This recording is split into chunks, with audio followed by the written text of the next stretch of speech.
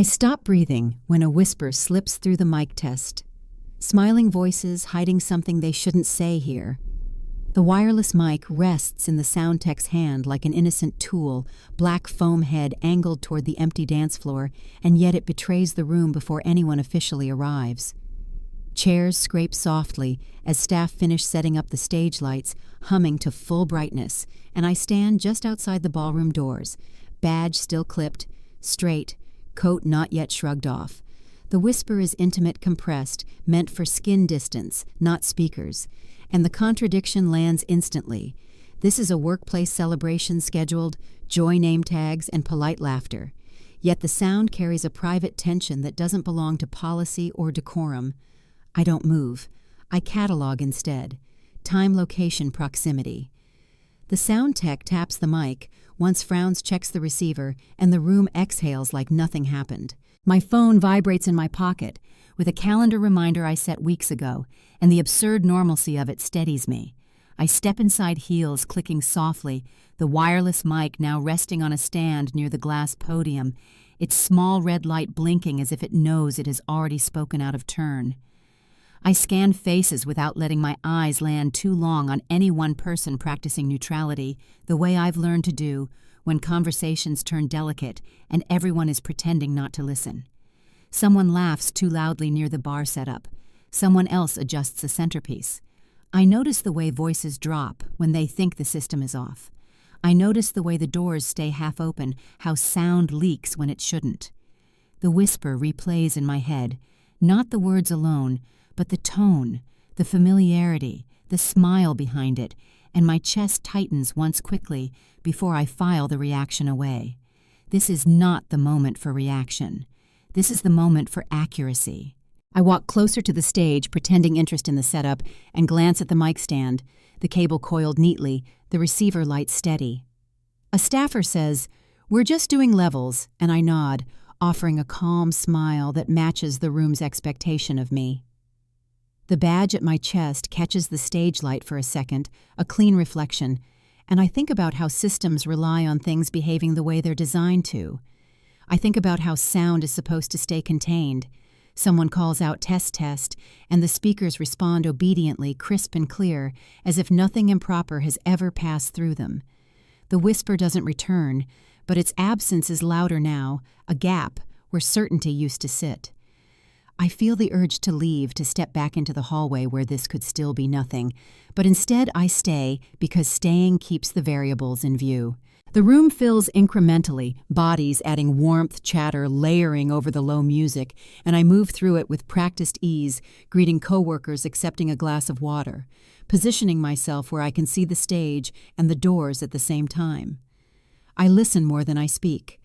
I watch hands' eye contact, the way someone adjusts their tie when they think no one important is looking.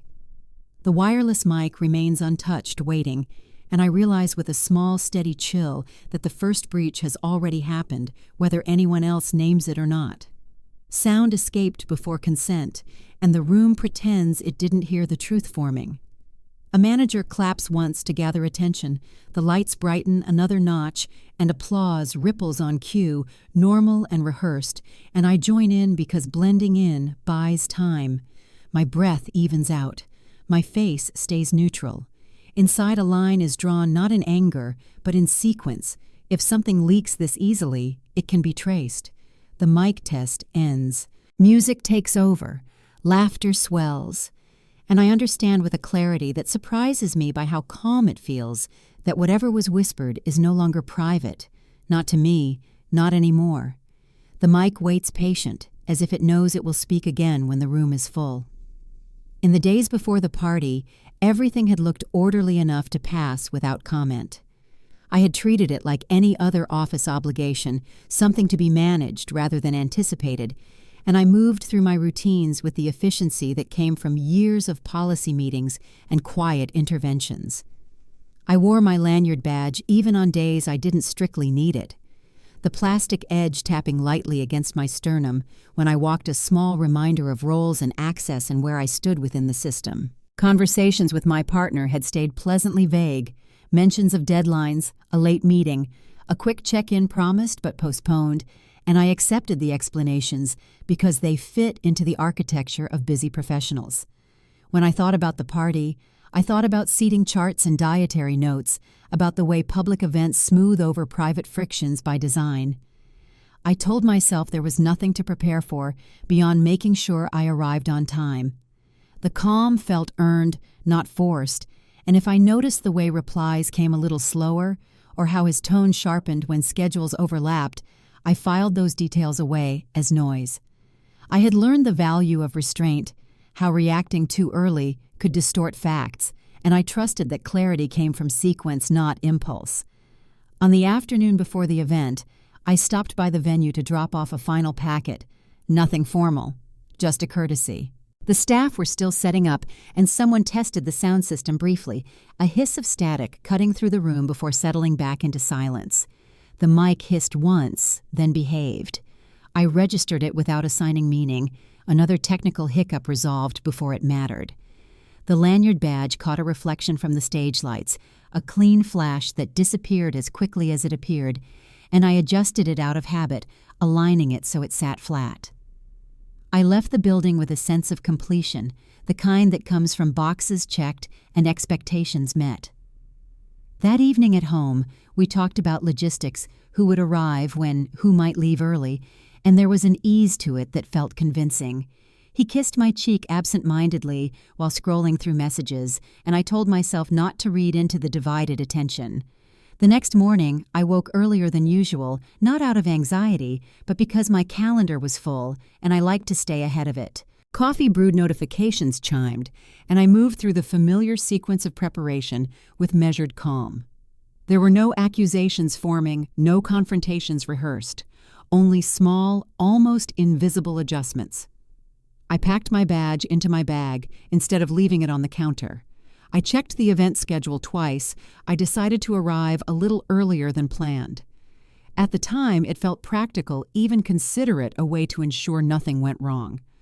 On the drive in traffic flowed smoothly the city indifferent to personal undercurrents, and I listened to the radio without really hearing it.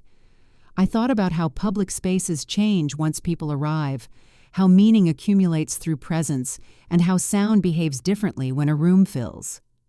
When I pulled into the parking structure, I noticed a familiar car a level below mine, then dismissed the thought as coincidence, telling myself that proximity proved nothing on its own. Inside the building, the air smelled faintly of cleaning solution and fresh flowers, the prelude to something designed to look effortless.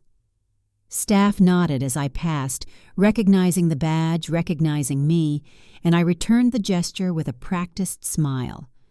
I lingered longer than necessary near the ballroom entrance, listening to the muffled sounds of setup, the clatter of chairs, the low murmur of voices testing acoustics. There was no reason to suspect anything yet, and I reminded myself of that anchoring to process, to the way evidence emerged only when given time. Still, a subtle shift had begun, a quiet reordering of attention, and I felt it as a tightening just beneath the surface of routine. Calm isn't innocence. It's the moment before systems reveal what they've been holding. I straightened my posture, adjusted the lanyard badge once more, and stepped fully into the corridor leading to the ballroom, unaware then of how that early arrival would redraw the sequence of everything that followed. I arrived early, believing I was prepared, not knowing timing itself would become the trap. By the time I stepped fully into the ballroom that afternoon, the sense of order I'd been carrying thinned into something brittle. The folded guest list sat on the registration table, creased from being opened and closed, too many times names aligned in careful columns with last-minute pen marks hovering beside them. I picked it up under the pretense of checking attendance flow, the paper warm from the staffer's hand, and scanned without urgency. The room was still in pre-event quiet music, low lights bright but not theatrical, yet the kind of neutrality that hides small deviations if you aren't trained to look for them. I moved closer to the ops manager, asking a routine question about pacing, and he answered while tapping his tablet, eyes flicking between the screen and the stage. It was in that casual exchange that the first fracture surfaced. He mentioned almost as an aside that one of the rooms had been accessed earlier than scheduled, just a few minutes, probably a setup overlap. He shrugged as if it were nothing. I asked what time, keeping my tone even. He scrolled back, pointed to a line, and said it out loud just after 3, give or take, logged automatically. The guest list shifted in my hands, the crease pressing into my thumb, and my internal clock recalibrated. That timing didn't match what I'd been told about arrivals. It didn't align with the version of the afternoon I'd been carrying. I asked which room still neutral. He answered without hesitation, naming a space near the ballroom, and added a short reference code the system used to tag entries, a meaningless combination to anyone else. To me, it was a fixed point, a time of day stamp, a location, a record that existed whether anyone acknowledged it or not. My behavior changed immediately. I stopped making small talk. I stopped assuming coincidence. I thanked him, folded the guest list more tightly, and stepped away as if the conversation had resolved something simple. Inside, the calm reorganized itself around a new axis. This wasn't suspicion anymore. It was discrepancy. I walked the perimeter of the room, noting sight lines, listening to how voices carried, how the sound system responded when someone tested it again. The folded guest list became more than paper. It was an index of who was supposed to be where, when, and how easily that plan could be bent. I found myself replaying earlier details with sharper edges, the delayed replies, the convenient overlaps, the way explanations had been framed just loosely enough to absorb variation. The motif returned quietly in my mind, the memory of that brief hiss days earlier, sound misbehaving for a second before falling back into line, and I understood now how systems announce stress long before they fail. A single timestamp turned coincidence into a pattern, and patterns don't apologize. I didn't confront anyone. I didn't check phones or scan faces for guilt. Instead, I watched how people moved toward the bar, how staff clustered near the stage, how the ops manager kept glancing at his tablet as if it might change. The guest list rustled softly when I adjusted my grip paper against paper, a reminder that plans are always provisional. I made a mental note of the reference code anchoring it alongside the time, the location, the earlier whisper that no longer felt isolated. The room began to fill laughter, layering over logistics, and I slid the guest list back onto the table with deliberate care. My partner arrived shortly after, smiling easily, greeting colleagues, and I mirrored the ease without effort, because now effort wasn't required. The discrepancy had done its work. I didn't need answers yet. I needed continuity. As the lights brightened and the first official announcements loomed, I positioned myself where I could see the entrance to that nearby room and the stage at once, triangulating without appearing to. The folded guest list lay within reach, its creases a quiet map of intended order, and I felt the shift settle fully into place. What had been a whisper of unease was now a documented inconsistency, small but immovable, and I understood that the story I'd been given could no longer stand untouched. The guest list stayed folded, but the timeline had already opened, and it wouldn't close quietly. By the time the party officially began, the ballroom had transformed into a bright public stage where nothing was supposed to slip unnoticed. People filled the space in waves, coats checked glasses, raised phones already angled for casual photos, and I felt the familiar pressure of visibility settle over everything. The ops manager stood near the stage with the projector remote in his hand, thumb resting on the button like a promise, while the wireless mic was passed briefly between staff for a final sound check. I positioned myself just off-center, close enough to see faces, clearly far enough to look uninvested, and the first official announcement rolled out smoothly. Applause followed on cue. Then the mic test resumed, unplanned, but accepted a quick adjustment before the program continued. The projector remote clicked softly as the screen behind the stage flickered to life, a company logo glowing white and clean. Someone said testing, and the speakers responded crisp and obedient, and for a second the room relaxed into expectation. That was when the bleed happened. Not loud, not shouted, but intimate enough to carry across the front tables, a whisper riding the open channel before anyone could cut it. It wasn't just the words, though. Those were unmistakable, breath-close and deliberate. It was the timing stamp embedded in the system display behind the stage, a small digital readout flicking to a minute that matched the earlier discrepancy, and the fact that several heads turned at once told me I wasn't alone in hearing it. Laughter broke out reflexively from one corner, a release response, then stalled when no one else joined in. A few people glanced toward the stage, others toward each other, phones pausing mid-air, as if unsure whether this counted as something worth recording. The ops manager's shoulders tightened as he hit mute, the projector remote clacking louder this time, and the sound vanished too late to be contained. I watched the witness wave ripple through the room, amusement, confusion, then a brittle stillness that felt like embarrassment without a clear owner. My partner stood near the bar, smile faltering for half a second before reasserting itself, and the co-worker beside him shifted her weight, eyes darting toward the stage lights as if they might offer cover. I didn't move. I let my face stay neutral, my hands relaxed at my sides, because this wasn't the moment for reaction. It was the moment for confirmation. The whisper had crossed into shared space, tagged by time and place, heard by enough people to resist denial. When the projector remote clicked and the room fell silent, I understood this wasn't a mistake. It was a record. The program resumed awkwardly, a manager clearing his throat, making a joke about technology applause, restarting with a forced enthusiasm that fooled no one. Conversations resumed in lower tones, clustered and cautious, and I caught fragments of speculation as I moved through the crowd, names unspoken but implied. Someone murmured about mics being too sensitive, someone else laughed again too loud, and a phone screen glowed briefly before being turned face down on a table. I noted the time-of-day display still visible on the equipment rack, the minute ticking forward, indifferent to discomfort, and I felt the situation settle into a new state. This wasn't private anymore. It wasn't even ambiguous. It was public confirmation, thin but undeniable, and it changed how people looked at each other, how proximity was negotiated. The projector remote was set down on the podium, abandoned now that its job was done, and I watched the ops manager lean in to whisper instructions to a technician, his voice low, controlled corrective. I circulated with a practiced ease, accepting nods, exchanging small talk, while internally recalibrating everything. The evidence didn't need interpretation, it needed preservation. I made a mental note of who had been close enough to hear clearly, who had reacted too quickly, who avoided eye contact altogether. My partner caught my eye once from across the room, a flash of something unreadable crossing his face, before he lifted his glass in a casual salute, and I returned the gesture because the audience expected normalcy.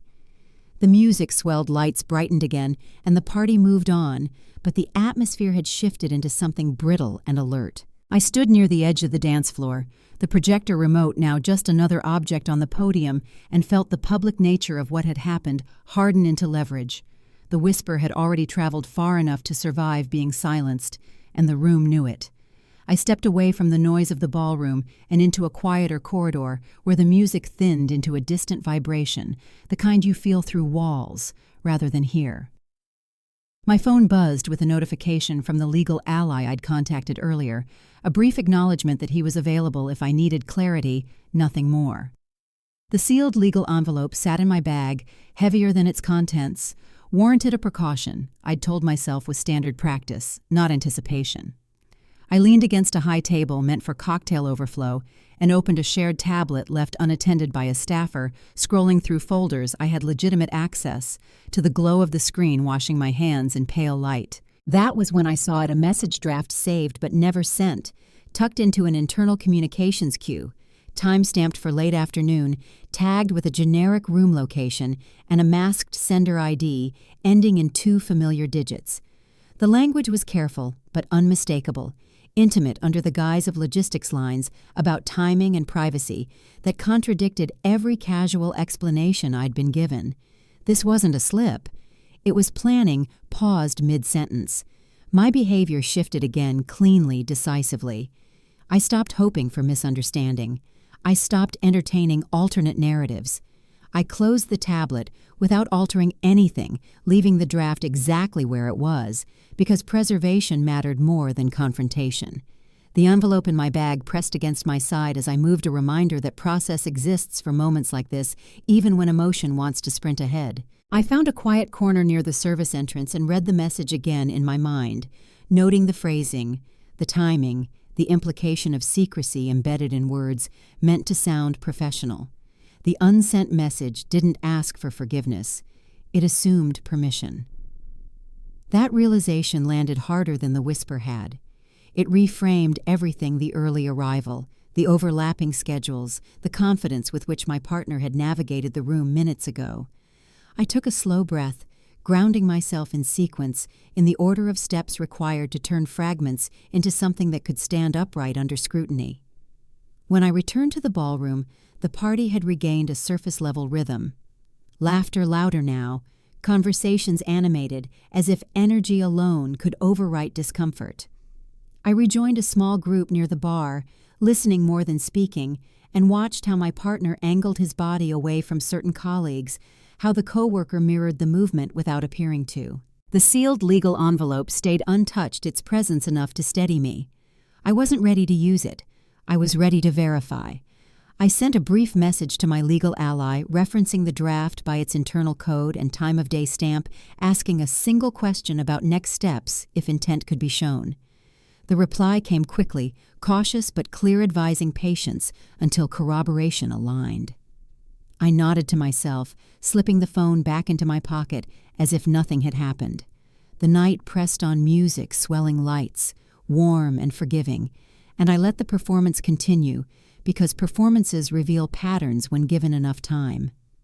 I caught my reflection briefly in a mirrored column, composed almost distant, and recognized the internal break for what it was, not collapse but reorientation. The sealed envelope brushed my knuckles as I adjusted my grip on my bag, and I understood that what had begun as suspicion had hardened into structure. Once intent is documented, denial becomes a liability, not a defense. I took another sip of water, steadying, and looked back toward the stage, already mapping where the next confirmation would have to come from, knowing the room itself was quietly cooperating. The moment I asked the ops manager for a venue keycard report, the air around us changed from social to procedural. He didn't question the request. He just nodded and led me toward a side desk near the service hallway, where staff moved with purpose, and no one lingered long enough to listen. The venue keycard itself lay on the desk beside the terminal matte plastic scuffed at the edges, a mundane object carrying more authority than most people in the room. He pulled up the access log and scrolled slowly, narrating what should have been routine entries: storage, catering, prep, lighting checks, until the screen landed on an overlap that made his voice pause. 2 entries, minutes apart, same room, conflicting credentials, each stamped with a precise time of day and a generic location tag that left no room for interpretation. He frowned, tapped the screen again, and said it shouldn't look like that.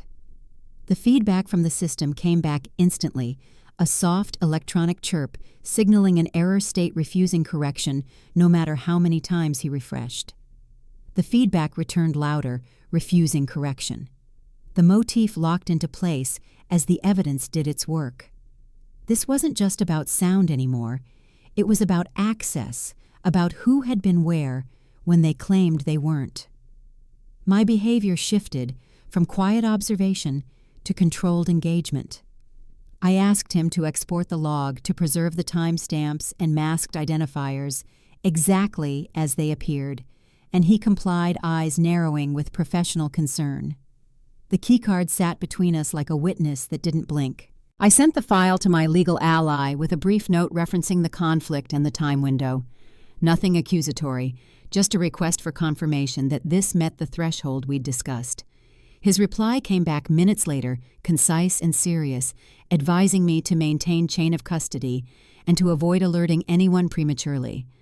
I thanked the ops manager and stepped back into the ballroom, the music now louder, the crowd denser, as if the night were accelerating to outrun its own consequences. I watched my partner laugh with a group near the stage, his posture relaxed, unaware that the floor beneath him had shifted from assumption to record. The keycard report anchored everything that had come before: the whisper, the timing discrepancy, the unsent message. They weren't fragments anymore. They were a sequence. I felt no rush to confront him, no spike of anger demanding release. Instead, there was a steadiness, a narrowing of focus, the calm that comes when systems finally reveal their limits. The feedback from the access log replayed in my mind, that stubborn refusal to smooth itself out, and I understood how control fails not loudly, but by insisting on telling the truth, no matter how inconvenient it is.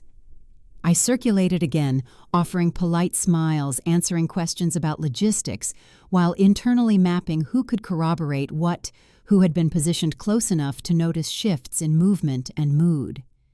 The venue keycard went back onto the desk, but its imprint stayed with me, a reminder that authority doesn't announce itself. It accumulates. As the night edged toward its peak, I checked the time, aware now of the clock pressure tightening around us all. This wasn't the climax yet. It was the midpoint where denial still pretended to be viable. When access records refuse to align, the lie has nowhere left to stand. The clipboard with the incident log appeared where I expected it to, resting against the ops manager's hip as he moved through the crowd with the practiced neutrality of someone who knows when a room has shifted into risk. The party was louder now, music cresting, voices raised just enough to feel celebratory rather than strained, but the undercurrent had changed. I caught his eye, and he angled toward me, handing over the clipboard as if it were part of a routine sweep. The pages were neatly organized entries written in block letters, each noting minor deviations, spilled drinks, a lighting delay until one line stood out. A seating adjustment logged near the front tables, time-stamped to the same narrow window as the earlier access conflict, with a table number and badge color noted for accountability. It shouldn't have required an incident report, not on its own, but paired with everything else it sharpened into relevance. The seating chart had been altered after final approval, placing 2 people closer than planned, closer than policy would justify. I traced the line once with my finger, not lingering just enough to register the detail. Nearby, a senior manager paused mid-conversation, watching us with polite curiosity that tipped into concern when the ops manager leaned in to whisper something I couldn't hear. Authority had entered the periphery, not in uniform or announcement, but in posture and attention. My partner noticed the shift a second later, his laughter thinning as he scanned the room, recalibrating, and the coworker beside him followed his gaze, their proximity tightening unconsciously. The clipboard felt heavier than paper should, the log a quiet accumulation of choices made too confidently. I thanked the ops manager and handed it back, keeping my expression neutral, because escalation doesn't announce itself. It advances by narrowing options. I moved toward the bar, positioning myself within earshot of a small cluster that included someone seated at that adjusted table earlier. When the conversation lulled, she mentioned the odd shuffle with a light laugh, referencing her wristband color and the brief confusion before being waved closer to the stage. She didn't think it mattered, said it was probably nothing, but the detail landed cleanly, another corroboration that aligned without effort. I didn't ask follow-up questions. I didn't need to. The evidence had shifted the dynamic from private verification to shared awareness, and the room responded accordingly. People watched more carefully now, phones checked less casually, laughter edged with calculation. I felt the pressure crest not as panic, but as inevitability. The legal ally's earlier warning echoed in my mind about timing, about letting the sequence complete itself before intervention. I checked the clock discreetly, noting how close we were to the next program segment, how little room remained for improvisation. This was the moment when denial still believed it might survive through charm or distraction. I caught my partner's eye again this time, holding it for a beat longer than necessary, and saw the question flicker there, unspoken but urgent. I gave him nothing back, just a calm nod, because control isn't cruelty, it's containment. When witnesses start comparing notes without prompting, the collapse is already scheduled. The clipboard returned to the ops manager's side, the log updated with a final notation, and I felt the path narrow further, the night tightening around a truth that was no longer mine alone to carry. The music swelled again, brighter, almost defiant, and I let it, knowing the volume couldn't drown out what had already aligned. Authority doesn't rush in, it waits until escape routes close. The audio recorder felt colder than I expected when the ops manager pressed it into my hand, its small red light steady, indifferent to intention. We stood near the service corridor again, close enough to hear the party without being seen by it, and he explained quietly that one of the technicians had kept the recorder running longer than necessary earlier in the evening, a habit meant to catch feedback issues before they became public problems. The file was time-stamped, automatically labeled with a generic room tag and a short batch code that meant nothing to anyone who didn't know how to read it. I listened through a single earbud, keeping my posture relaxed, and the sound slid into place with a precision that took my breath away. The whisper was there again, clearer this time, no room noise to soften it, the same cadence, the same proximity followed by a brief laugh and a phrase that erased any remaining ambiguity about intent. This recording contradicted every casual denial that had been implied through smiles and normalcy. It wasn't just what was said. It was when and where, aligning exactly with the access log and the seating shift, the timeline snapping into focus like a lock turning. My reaction was internal and controlled. I didn't flinch or look away. I handed the recorder back, asking for the file to be duplicated and preserved with its original metadata intact, and the ops manager nodded, already doing it. The recorder didn't reveal a secret. It exposed coordination. I sent a brief message to my legal ally with the file's reference code and time window, and his reply came back almost immediately, confirming what I already knew. The contradiction was now hard defensible and dangerous to ignore.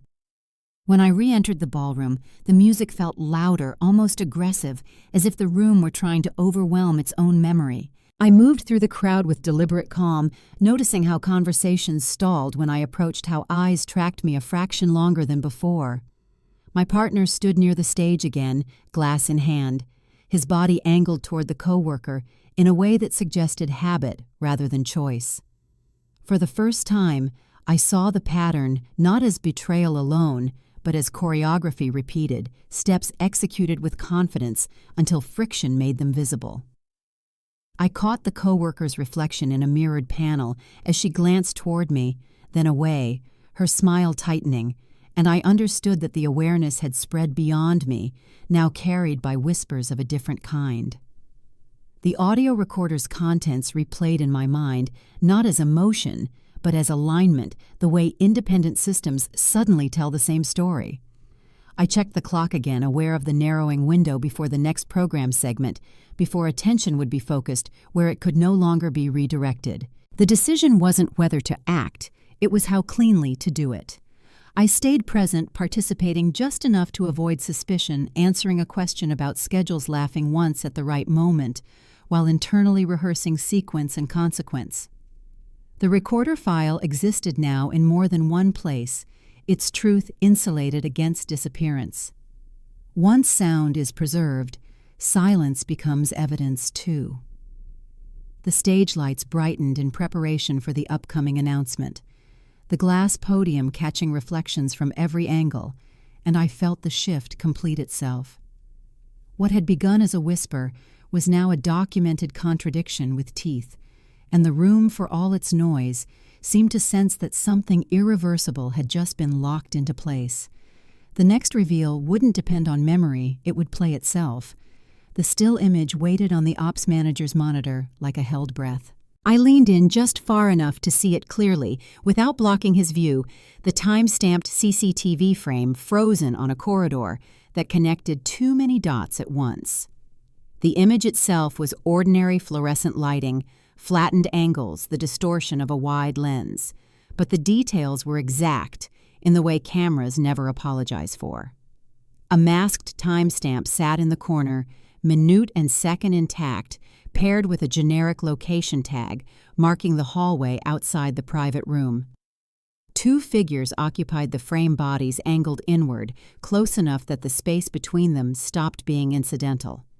One adjusted a jacket, a habitual motion I'd seen hundreds of times. The other glanced toward the camera, then away, as if already aware of where eyes might be.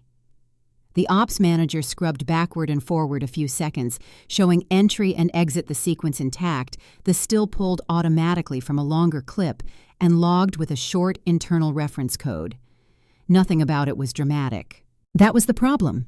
It didn't accuse, it positioned. My behavior shifted into decision mode without ceremony. Verification was complete. What remained was timing. I asked him to lock the file to duplicate it with the same safeguards as the audio, and he did without question, his expression tightening into something openly concerned. The clock on the wall ticked past the hour, and the program schedule constricted around us. In 10 minutes, the next announcement would pull every eye toward the stage. In 15 people would begin drifting out. Clock pressure doesn't feel urgent, it feels mechanical, and that's what makes it ruthless. I stepped back into the ballroom and felt it immediately. Conversations had taken on a brittle efficiency, people checking watches, phones lighting up with ride notifications. My partner stood closer to the stage than before, a choice that read now as instinctive cover rather than confidence. When our eyes met, he opened his mouth as if to speak, then stopped the question hanging without shape. I didn't give him an opening. I moved past him, greeting a senior manager, exchanging a brief word about the upcoming segment, positioning myself where I could see the podium, the exits, and the crowd density at once. Internally, the sequence ran clean public proof, first authority after no deviation. I sent a final message to my legal ally with the reference code and the exact time window, and his reply came back clipped and definitive, advising me to proceed only once the room was fully engaged.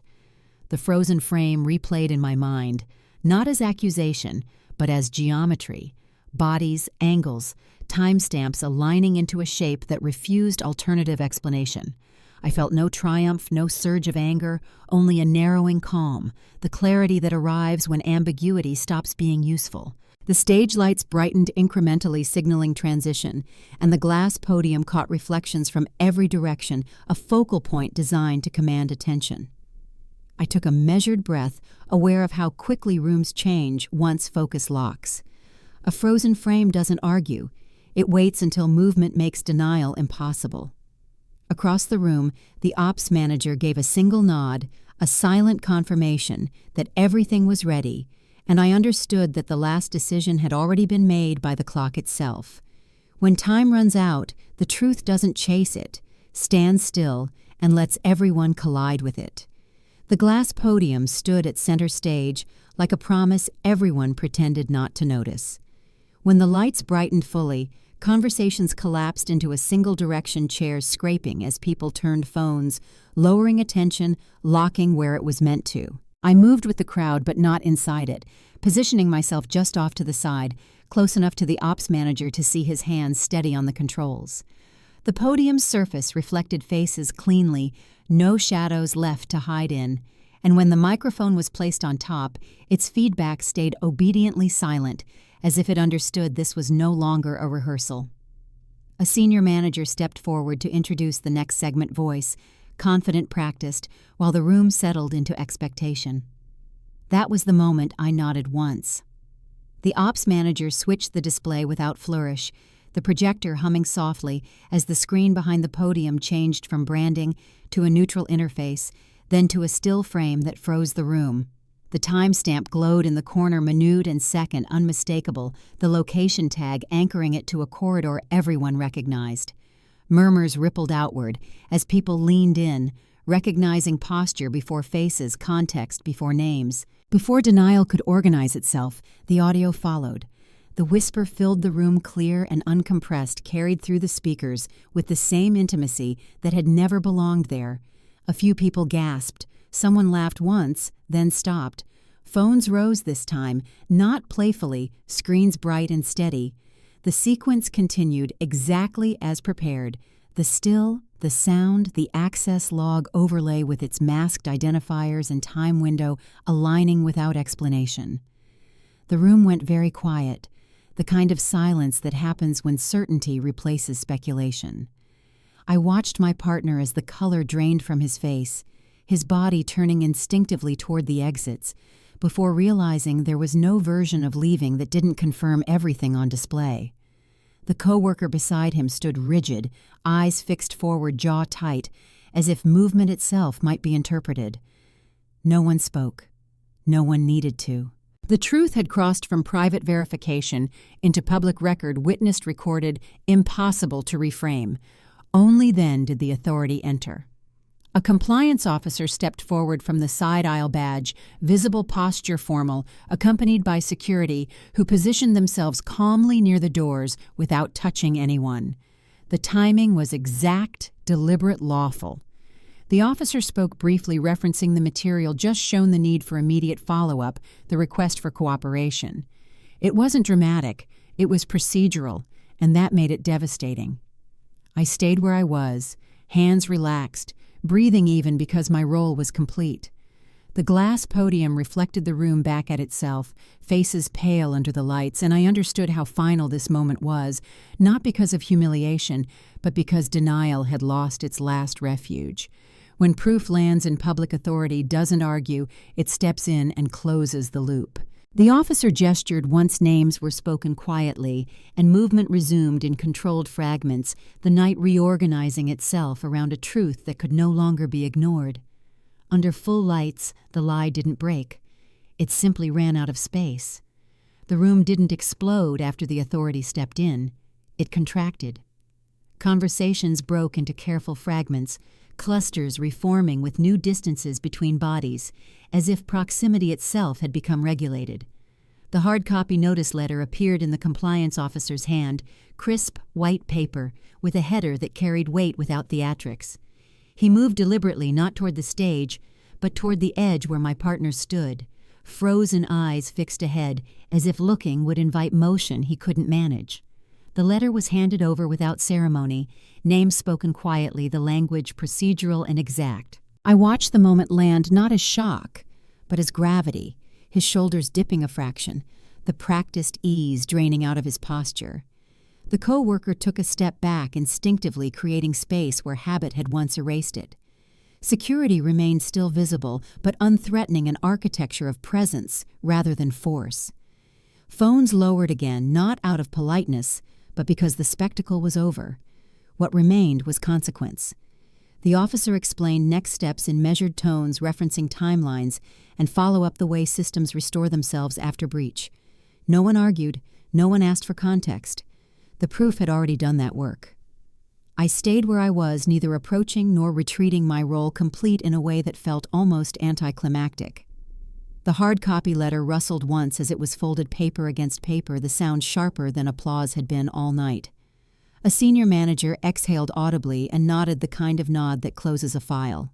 People began to move again, some toward the exits, others toward safer conversations, eyes avoiding the center, where certainty had briefly taken up space.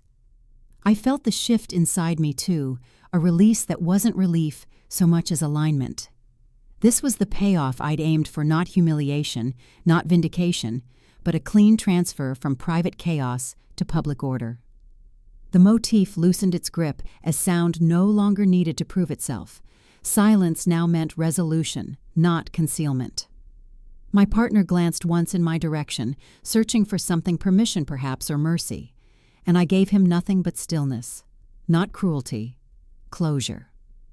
The officer thanked the ops manager, accepted a final confirmation, and signaled that the immediate process was complete. The night resumed its forward motion, altered but intact.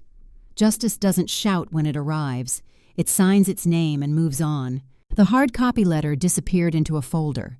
Security relaxed a fraction, and I understood that the story's power wasn't in the reveal, but in how thoroughly it had ended. When consequence replaces chaos, there's nothing left to say.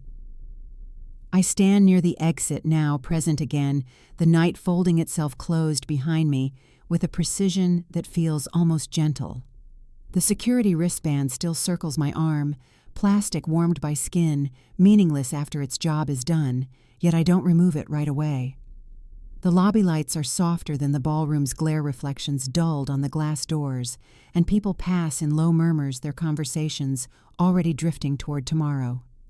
The sound system hums quietly somewhere behind the walls, obedient, contained, no longer leaking anything. It shouldn't. I breathe in and notice how even it feels, how the tension that once sharpened every detail has loosened into clarity. The events replay briefly, not as images, but as sequence whisper discrepancy, record alignment, consequence. Nothing is out of order. Nothing asks to be relived. I watch the ops manager coordinate cleanup, with the same steady efficiency he used all night systems returning to baseline now that stress has been released. Outside cars pull up in measured intervals, doors opening and closing with soft finality. I think about how early arrival once felt incidental, how timing reshaped itself into leverage without announcing the shift. The wristband catches the light when I move my arm, a small glint that reminds me how access is always temporary, how presence is granted then withdrawn. I peel it off slowly and let it rest in my palm for a moment before dropping it into a nearby bin, the faint snap of plastic echoing once, then disappearing. The room stayed silent, after truth no longer needed amplification. I don't feel victorious. I feel finished. There's a difference. The need to monitor faces to track sound to measure minutes has dissolved, replaced by a clean absence of obligation. I step outside into cooler air and pause, letting the door close behind me without holding it open. The latch clicking softly into place. Streetlights cast even pools of light on the pavement. No harsh edges, no shadows demanding interpretation. My phone buzzes with a message from the legal ally confirming next steps, procedural and brief, and I acknowledge it without urgency. That work will proceed without me at the center of it now. I walk a few steps, then stop, grounding myself in the present. The weight of my coat, the rhythm of my breath, the ordinary sound of traffic moving on. The echo of the whisper has no power here. It belongs to a closed room, a finished sequence. I understand then that aftermath isn't about reflection. It's about return. Return to spaces where sound behaves, where systems function as designed, where attention can soften without risk. I take one last look at the building, its windows glowing evenly, and turn away. Some truths end loudly. This one ended clean.